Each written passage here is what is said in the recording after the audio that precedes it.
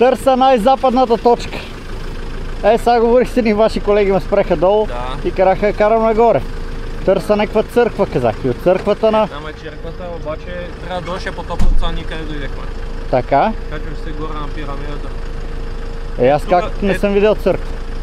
Ти не мога да видиш там до червения покрив, къде е, там е черквата. Го покрива, къде е? Видиш ли го покрива? Аха! Дърветата покрива. Аз едно съм минал покрай нея. Мина, да. Добре, да. Там е църквата. Сега като спускам надолу, трябва да има отбивка. Там ли за църквата ли говорим? Моля? За църквата ли говорим да стигнеш? Да, за пирамидата, все едно най-западната точка. Пирамидата е на високо. Ами там по-надолу един човек ми каза, че от църквичката нагоре се ходи. Да, ама не се ходи малко. Пирамидата е много високо и там не може да стигнеш с мотор.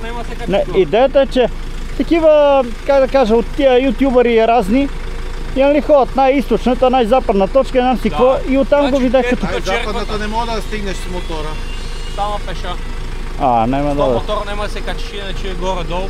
Нагоре са ти около... Не, въобще абсурд. 800 метра ти пеша, обаче те така. Ами аз какво съм гледал, през едно село си минаха с едни селяни, имаше хоремах такъв, едно заведение, от него вече цепиха направо една дървена бариера. Накрая намериха. Не, това не е тук. Най-западната точка е тук, се пирамида. За трите граници, които гледай. Горе-долу има истина в това, защото ето го както... То даже по едно време изгубих сигнал. Сега се намираме ето тук някъде си. Чакай да... Ето ти е границата.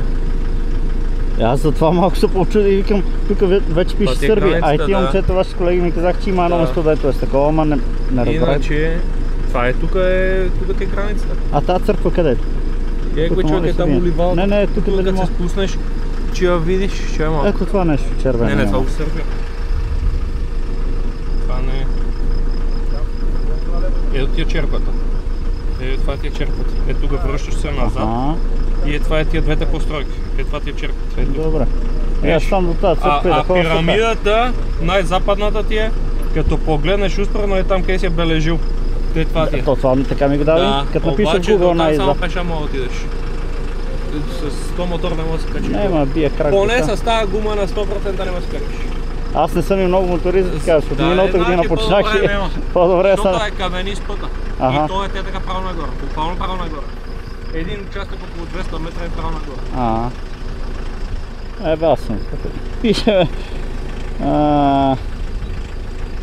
направо тръгваме на обратни. Кюстендил и това е. Иначе е там долу е това. Не, тази църква с какво да гледа? Готина ли е? В смисъл... Не, няма нищо. Нищо. Параклища, такова нещо.